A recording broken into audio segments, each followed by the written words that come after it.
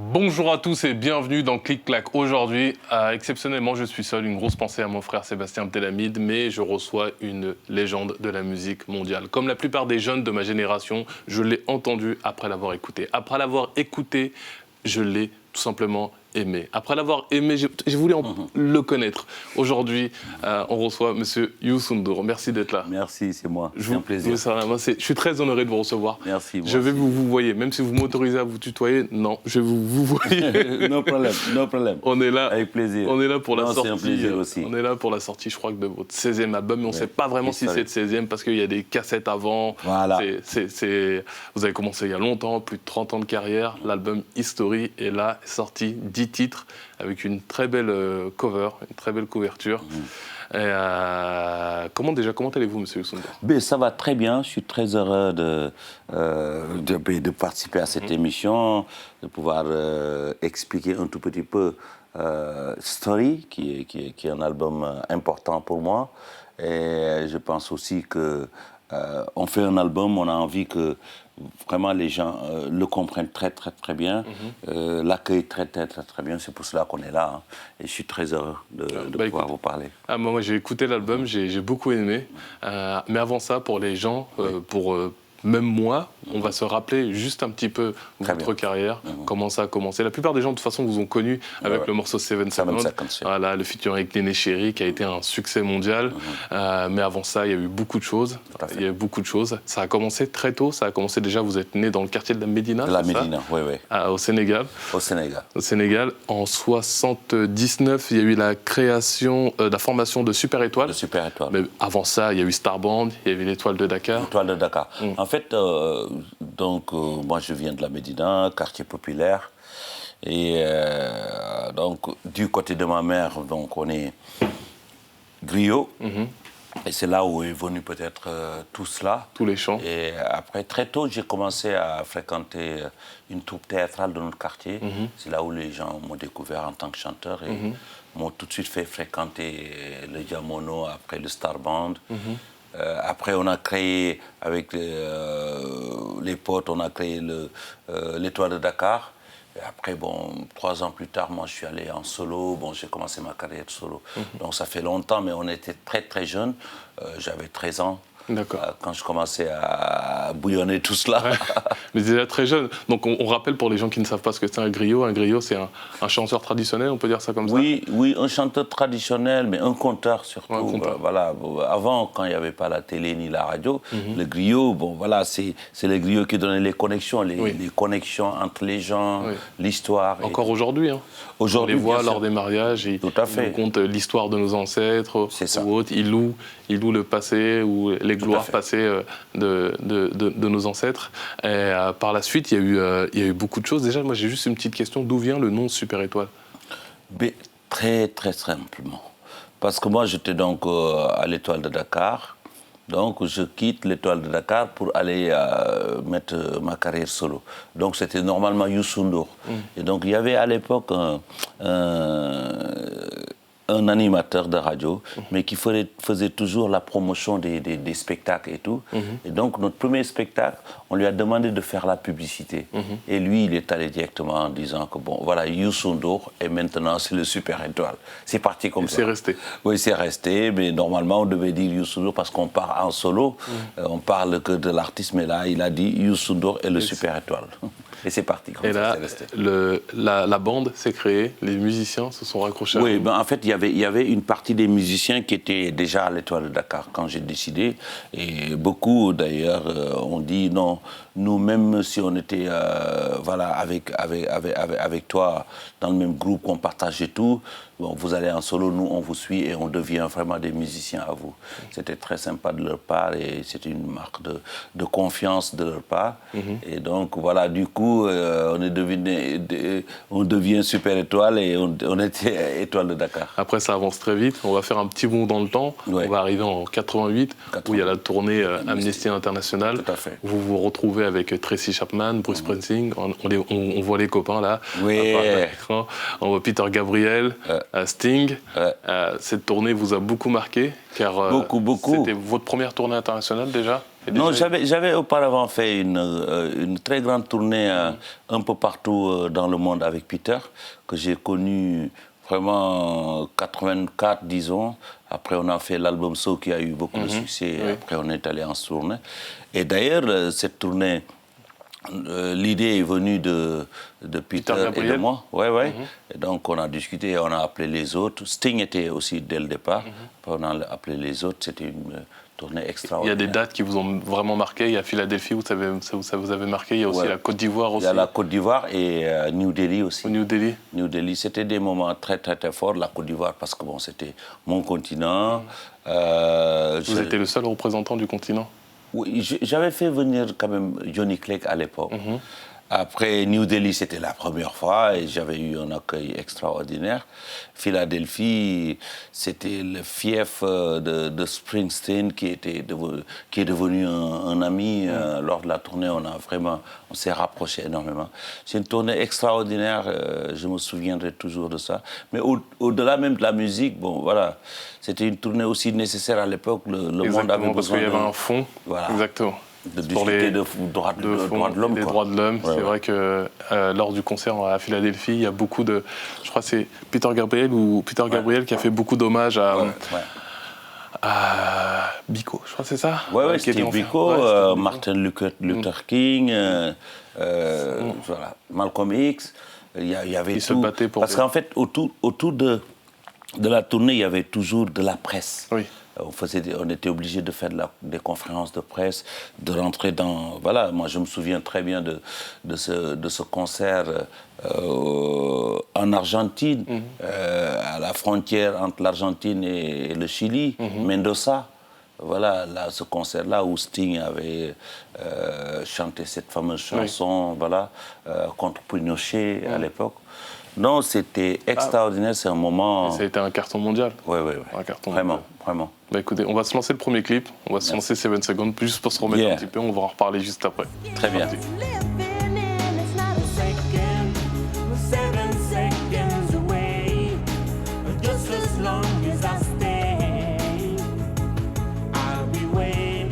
Mais moi, ce morceau, je peux l'écouter en répète. Hein. C'est ça qu'on appelle une chanson magique. Oui, vous dites que ce morceau a été une fenêtre sur la musique africaine. La musique africaine, oui, oui, oui. Bon, en fait, quand j'ai rencontré Néné, c'était dans un village en Suède. On était en tournée, c'est lors de ma première tournée, j'étais un peu partout en Europe. Et à l'époque, elle voulait me demander de chanter avec elle et elle n'avait même pas d'album. J'avais dit oui, oui, oui, parce que j'ai trouvé dans son village avec son frère qui était déjà beaucoup plus musicien que... Et après, quelques années après, quand elle a eu à faire son premier album, on se retrouve au Mandela Days.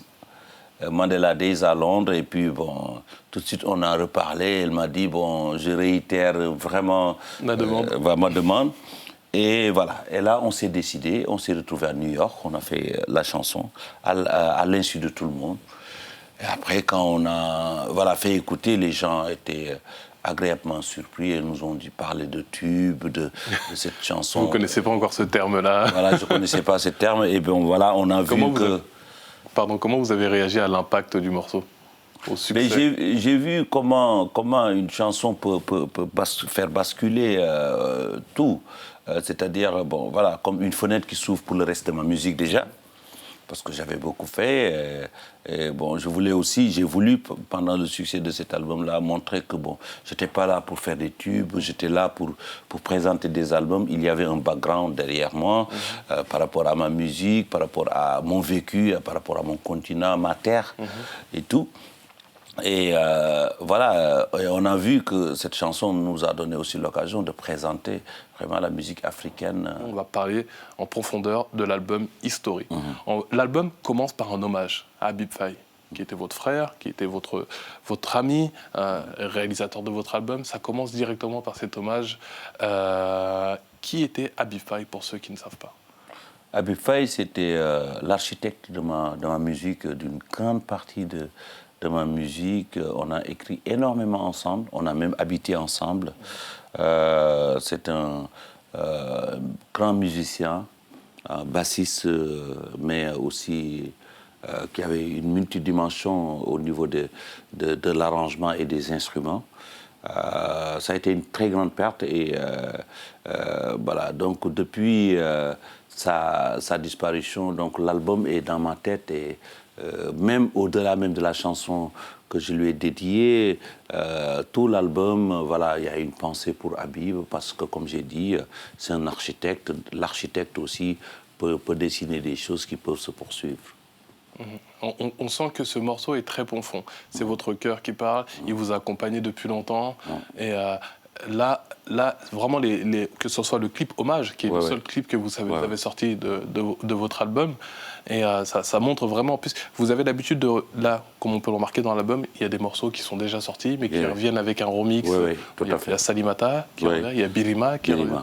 Et c'est des morceaux très connus, que ce soit au Sénégal ou autre, mais là, vous les ressortez avec un remix. Oui, en fait, ce qui s'est passé, donc, avec cette nouvelle tendance de la musique africaine, d'une certaine manière, il y a quand même le futur de la musique et beaucoup de choses qui se dessinent. Et moi, je dis toujours qu'il faut faire attention sur les sources de ce qu'on projette pour le futur. Parce que bon, généralement, il y a des jeunes, bon, ils vont aller copier un tout petit peu des mélodies qui viennent des États-Unis et ailleurs. Je n'ai rien contre, mais bon, je veux dire, on a des bases ici. Et donc, des chansons classiques comme Salimata, des chansons classiques comme Birima et d'autres, par d'autres chanteurs, peuvent être des bases pour que, quand même, ceux qui construisent la musique de demain, ceux qui construisent la musique urbaine qui est assez consommée aujourd'hui, puissent avoir des bases. Et donc, c'est pour cela que l'histoire de Birima, avec Seynabou, qui a grandi avec cette chanson... Comment s'est fait la connexion avec Seynabou?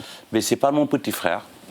Donc mon petit frère m'en a parlé, qu'il a entendu chanter comme ça, cette chanson qui l'a marqué parce que après la disparition de son père et tout, et qu'elle voulait absolument reprendre avec moi. Elle commence direct par un hommage par son père. Voilà, à son père. Parce que bon, en fait, donc elle a grandi, elle est de Suède, de la Gambie et du Sénégal. Elle a grandi autour de cette chanson et son père nous a quittés malheureusement. Et donc, voilà, c'était un moment pour elle aussi de rendre hommage à son père. Et donc, j'ai trouvé, en tout cas, la démarche sur la chanson extraordinaire et originale. J'ai tout de suite dit, voilà, je pose ma voix. C'est comme ça que ça s'est construit un tout petit peu l'album, autour de Morombi aussi, avec Hello. C'est comme ça que ça s'est construit. C'est des connexions humaines avant tout. C'est un échange humain. Oui, mais il y a un échange humain, mais bon, aussi, mon expérience et mon vécu a inspiré des plus jeunes qui ont beaucoup de talent et qui m'ont dit, bon, écoute, voilà, nous, on veut aller ensemble. Aussi un peu ensemble vers la possibilité d'échanger, de chanter ensemble. Voilà, parce que nous sentons aussi que votre accompagnement et votre présence... Ils veulent faire partie de l'histoire du Voilà, c'est ça. Très bien. Bah, écoutez, on va se lancer le clip Habib Faye, pardon. Ouais. Moi, j'aime beaucoup ce clip. Honnêtement, je me demande comment vous avez fait déjà pour écrire, pour rentrer en profondeur. Ça doit être très dur, parce qu'avoir une personne qui vous accompagne toute votre vie, et d'un coup... parce qu'on fait le premier deuil. Après, il y a le deuxième de la musique. Mais jusqu'à présent, on vit Habib. Et c'est tout ça qui tourne autour du clip, de la chanson et tout. On vit. On a été tellement surpris. Il est parti tellement jeune et on ne s'y attendait pas. On sait toujours qu'un jour, voilà, nous tous, on va y passer. Mais bon, il y a des choses et c'est ça qui traverse un tout petit peu le clip. Très bien. Bah, écoutez, on va s'écouter Habib Faye. C'est parti.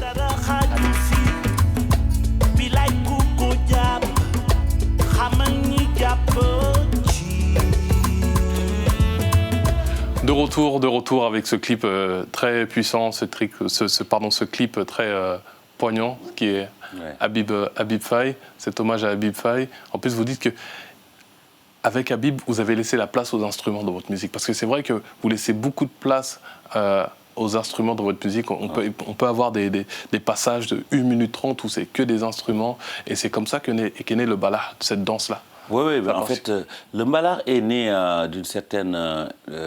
avec un esprit de jazz. Le Mbalar qu'on a incarné avec Habib il y a un esprit de jazz. Et l'esprit de jazz, c'est il y a de la place pour les instruments, il y a de la place pour les autres. Donc vous voyez des fois des envolées de guitare qui prennent 1 minute autour de la chanson, ou des rythmiques, ou même des solos de basse et tout. Et donc ça, c'est ce côté-là que quand même des musiciens comme Habib, qui ont une formation jazzy, ont apporté autour de ma musique. Il y a un autre musicien qui revient souvent dans votre album, c'est Babatunde. Babatunde. L'histoire de Babatunde est extraordinaire parce que bon, Babatunde, c'était à l'époque de Martin Luther King, le premier artiste africain à être connu aux États-Unis, très engagé, il était sur toutes les luttes. C'est un grand percussionniste et compositeur. Et l'histoire des morceaux est très avec son neveu. C'est son neveu qui vient vous voir. Voilà. On tient à préciser, Babatunde est décédé depuis 2003. Aujourd'hui en 2019, son neveu vient vous voir avec 2 morceaux. 2 morceaux inédits, 2 morceaux inédits qui me dit écoute, moi, voilà, mon oncle m'a laissé avec ça, c'est toi qui dois le terminer. Et donc ça m'avait touché. Ok, j'écoute les chansons, j'étais là, voilà, je vivais cela. Et un jour, l'année dernière, je me retrouve à Lagos, et c'est là où vraiment, c'est comme si quelque chose me disait, c'est le moment maintenant de déclencher toute l'histoire qu'il y a eu entre Ayo et son oncle Babatunde. Et c'est là où j'ai terminé les chansons avec un jeune qui s'appelle Spotless, un jeune très brillant au niveau des arrangements et tout, et nous avons terminé les chansons, et bon voilà, j'ai chanté avec Babatunde, le grand Babatunde, en virtuel, mais j'ai chanté avec. C'est une rencontre entre 2 légendes, on peut le dire. En tout cas, moi, c'est notre référence. Et dans le morceau My Child, où on retrouve aussi Babatunde, vous dites que ce morceau, c'est toute l'histoire de l'album. Oui, c'est toute l'histoire de l'album, parce que bon, ce morceau, non seulement il y a la jeunesse, il parle aux jeunes, il parle à son fils, il lègue toutes ces choses. Et donc l'album se projette aussi sur l'histoire et le futur. Donc c'est toute l'histoire de l'album, parce que bon, Story, c'est l'histoire, mais c'est aussi une projection sur le futur. Et quand on parle de jeunes, My Child, Don't be worried, I'll be with you. Vous parlez beaucoup de transmission. Oui, je crois que bon, la musique, pour moi, c'est une force. Il faut l'utiliser pour dire aux jeunes, voilà, donner des conseils des fois, parce que bon, on a l'impression quand même que les parents ont un peu démissionné, certains parents ont un peu démissionné, et à partir de la musique, des fois, on peut faire passer des messages pour les jeunes. Bon, voilà, ça passe beaucoup plus rapidement qu'un discours comme ça. Ouais, c'est vrai que les mots valeurs, éducation, jeunesse, l'Afrique c'est aujourd'hui, l'Afrique c'est demain, c'est des mots qui reviennent souvent. Ouais, très souvent. Et je pense que c'est important. C'est important qu'on se parle, c'est important que bon, des gens qui ont une certaine expérience puissent donner en tout cas leur vision et tracer des chemins en disant que bon, nous sommes beaucoup plus sûrs que voilà, c'est le chemin qu'il faut prendre ou c'est les conseils qu'il faut donner aux jeunes. Et ça, c'est notre devoir aussi. C'est vrai qu'on avant tout, on est père de famille. C'est ça. Avant tout, on est père de famille. On va s'écouter un deuxième clip, ensuite on va revenir sur des choses, une petite surprise. D'accord. Voilà. On va s'écouter Birima. Birima, ah oui. Ça c'est classique de chez classique. Ouais. Il n'a pas lancé là-dessus. C'est parti, Birima.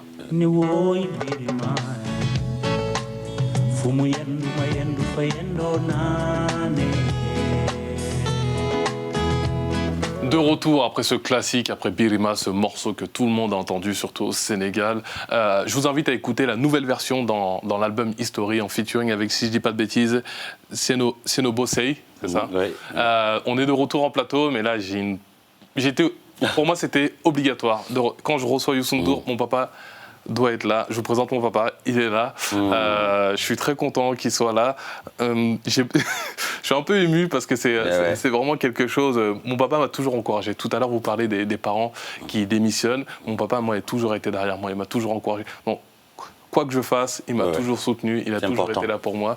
Et il m'a fait découvrir Youssou N'Dour. Quand j'ai appris... Quand j'ai appris que je recevais Youssou N'Dour, j'ai appelé mon papa, je lui ai dit « Papa, je reçois Youssou N'Dour, t'es obligé d'être là. Il m'a dit « Mais non, qu'est-ce que je vais dire ?» J'ai dit « Il a représenté quelque chose pour ta génération. Et j'aimerais juste lui laisser la parole, échanger, vous échanger dans la langue que vous voulez, vous parlez ce que vous voulez. Je sais que mon papa a un peu mal en français, mais si vous voulez parler en Peul, parlez en Peul. Si vous voulez parler en Wolof, parlez en Wolof. Je sais qu'il a représenté beaucoup pour votre génération. Merci. Voilà. A jarama baba jafuɗa noon Youssouf mi haala pular seeɗa quoi a jarama par ce que neɗɗo ene yiiɗi ko jibini an ka ɓiyam mo ponmi heɓde caggal muɗum nde won noon a tampinanimi quoi donc noon saɗa jogui haqqille saɗa walla wallu ɓiye Youssouf Ndour merci beaucoup. Merci beaucoup. Merci Souleymane Gabo. Merci Youssouf. Merci beaucoup. En fait, miijimi ɗo ko ɓenni, miijimi ɗo ko 69, 70. Wona ɗum ɗo min miijino. Il repense au passé. J'étais venu là à 60. Il arrive à 70. C'est pas ça qu'il avait imaginé. Voilà. Kono noon ay golle Allah. Allah gollirindaani. Ça c'est les faits de Dieu. C'est ça. Oui, c'est vrai. On est croyant. Voilà, min mbaɗi programme ko programme min mbaɗi. Ils avaient fait un programme à la base. Faut quoi ande min gaɗo comme jeune, on a été jeune, min mbaɗi réfléchir, quand on retourne chez nous, on va marier là-bas. On a marié. En fait, on a passé faire revenir sa femme. Mo daña ɓiɗɗo beele ene wona comme Youssouf Ndour en walla ene wona comme ko programme quoi. Kono alhamdulillahi rabbil alamin alhamdulillahi damay sant yàlla ak yonante sant naa la sant naa daal sama doom bi jërë ngeen jëf lu bari mu ngi fi ba mënul génni. Non, on comprend. Et puis vous savez, comme on disait tout à l'heure, les jeunes ont besoin d'avoir des repères. Parce que je veux dire, si vous n'avez pas de repères, vous allez vous perdre. Et je crois que ce qu'il a témoigné toujours, que vous n'avez pas démissionné. Parce que les parents qui démissionnent, ils sont pointés du doigt aujourd'hui. Parce que les gaffes qu'il y a avec des jeunes et tout, qui se perdent, c'est que les parents ont démissionné. Et nous, on a eu l'occasion d'avoir des parents qui nous ont toujours accompagnés. Et je suis très sensible avec ça. Et je pense qu'aussi la musique aussi... a toujours accompagné ces grands messieurs qui ont pris des risques au départ même, venir ici, laisser la famille et repartir et tout. La musique a été toujours là. Je me souviens de la chanson Émigré en 83. Quand on a eu cette chanson, j'ai eu à rencontrer beaucoup de gens qui m'ont dit que cette chanson nous a fait du bien et nous a permis encore de... Il m'a parlé aussi du morceau Saint-Louis. Saint-Louis. Ouais, Saint-Louis, c'est magnifique parce que, bon, moi, des fois, avec la musique, on raconte seulement ce qu'on vit. Saint-Louis, c'est magnifique. La Teranga de Saint-Louis, toute la ville qui est magnifique, historique et tout, les faits, les hommes, les personnes qui incarnent l'histoire de Saint-Louis. L'islam, c'est extraordinaire, c'est le chemin quand même. Hein. Et tout cela, nous avons voulu, avec notre musique, voilà, ressortir tout cela et je suis très heureux. En tout cas, Amgadom Boubar. Alhamdulillah. Qui veut dire, je ne parle pas Wolof, moi. Oui. Moi, non, je disais que vraiment, avoir un fils qui est dans le cadre de son travail aussi, mais n'oublie pas et que aujourd'hui c'est vous qui avez présenté à votre fils ma musique, et il a tenu quand même à être là, qu'on soit là, et ça je salue énormément cela parce qu'il n'était pas obligé. Hein. Il fait son travail, il a eu son travail par son talent. Hein. Bon, voilà, et là, et c'est très bien. En tout cas, Seydi, Je suis très content de vous rencontrer et tout. Et nous devons vraiment être fiers de nous. Fiers de nous, fiers de notre continent, fiers de tout. Et être sûr que nos enfants, comme lui, comprennent cela. Merci. Bon, franchement, je suis très heureux de cette rencontre, je suis très heureux de cet échange. Jamais je l'aurais imaginé, honnêtement, car on écoutait Youssou N'Dour dans sa Renault 16, Renault 18, R21, dans toutes ces les cassettes.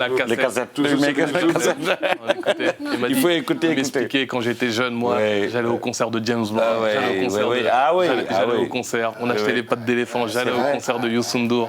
Il m'expliquait toute sa jeunesse. Mon père m'a toujours inspiré. Mon père m'a toujours poussé à faire ce que j'aime. Et par le biais de votre musique, par le biais de son éducation, il m'a toujours transmis, il m'a toujours encouragé, il m'a toujours pris par la main. Il m'a toujours dit, fais ce que tu veux faire, fais ce que tu aimes. Et cette chance, je veux la transmettre à peut-être des personnes qui nous regardent. C'est votre Exactement. Et comme vous nous l'avez transmis par votre musique. Mais c'est ça. Donc on vous remercie beaucoup, monsieur Youssou. C'est moi en tout cas, je suis très content de l'avoir rencontré. Et saluer maman aussi. Maman aussi. Avant d'entendre. Très bien. Merci beaucoup. Je viens du Havre, là. Ah oui, du Havre, Oui, du Havre. Bien, je suis déjà venu là-bas, mais bon, rapidement. Mais j'étais au Doxé. Oui, au Doxé, voilà, c'est ça. Dernier concert que vous avez fait, j'étais 2 fois Bercy. Bercy, oui. 3 fois Bercy. 3 fois, très bien. J'étais encore là-bas, au Yengulen. Oui, avec Chossan et tout. Très bien. Il a fait plus d'une dizaine de concerts. Là, c'est vraiment, vous avez représenté pour cette génération les premiers émigrés en France. Mon père, il a laissé tout le monde, il est venu ici. Il a laissé tout, il est parti du Sénégal à pied. À chaque fois, il me raconte cette histoire. Moi, souvent, je fais des voyages où je pars avec mon sac à dos à pied pour me remémorer un petit peu ce que mon père a vécu.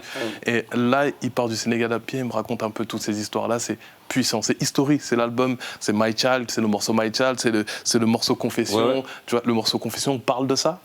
Dans votre album, il parle de quelqu'un qui est parti vivre en Europe. Mais qui n'a pas osé revenir, retrouver. Non, mais je crois que tout cela, ce sont ces choses-là qui sont les fondamentaux. Les fondamentaux. Vous voyez, aujourd'hui, prenez l'avion, c'est 5 heures de vol. Il dit, moi j'ai marché. J'ai pris des risques. Imaginez, aujourd'hui, on ne peut pas vous demander, vous, de faire cela. Donc, mais ce sont ces choses-là qui sont importantes à raconter. Et des fois, c'est beaucoup plus rapide avec une chanson. Parce qu'au-delà de vous-même, vous partagez ça avec des millions de personnes. Et ça, en tout cas, je suis très heureux. Très bien. Et voilà. On va conclure l'émission là-dessus. Oui. Allez pécho l'album de Youssou N'Dour, History. Allez le voir en concert. J'espère qu'un grand bal va arriver prochainement. C'était mon papa, Harouna Galko, qui est ici. Et monsieur on va mettre les mains.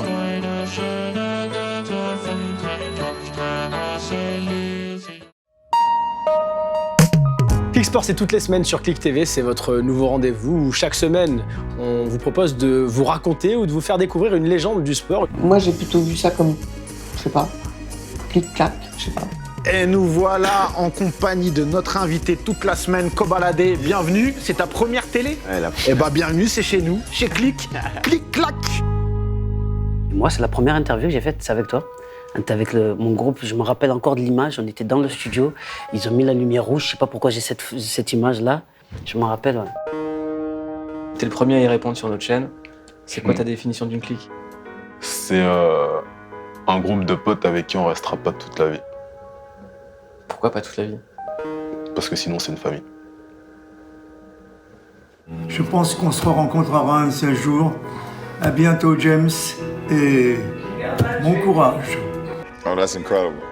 That's sweet. You know, it's just like you, he never talks. Bienvenue pour la première de Parle-moi. Dans Parle-moi, on va parler littérature, mais pas de livre, puisqu'il paraît qu'aujourd'hui, on ne lit plus. Donc, à défaut d'un livre, on va parler d'une page. Chaque semaine, on va recevoir des gens qu'on trouve inspirants, qui vont venir partager leur expérience sur un sujet qui touche tout le monde. Et la première qui arrive, c'est la confiance en soi. Et ça se voit, on est au top. Que suis-je ? Je suis chinois. J'ai des cheveux un peu bizarres. Je suis un peu chelou, d'une façon générale, je suis chelou. Mais j'ai un talent de ouf ! Je suis Bounaïmin et j'arrive sur Click TV.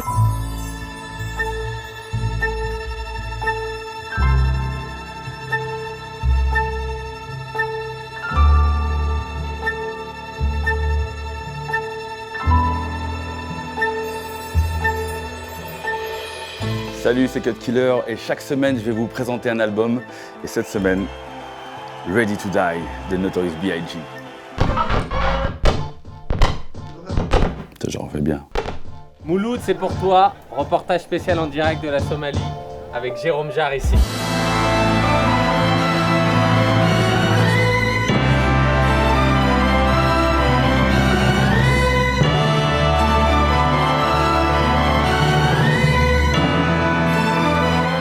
Là exactement, on est en direct de Cox's Bazar au Bangladesh, plus précisément dans le camp des Rohingyas, pour faire quelques jours en immersion à la rencontre de ces peuples. Moi j'avais un rêve et j'ai été jusqu'au bout de ce rêve et j'espère que vous aussi vous aurez des rêves et vous irez jusqu'au bout. Donc on touche ce bois là. Que t'as touché quand t'étais petit. Ouais, j'ai touché.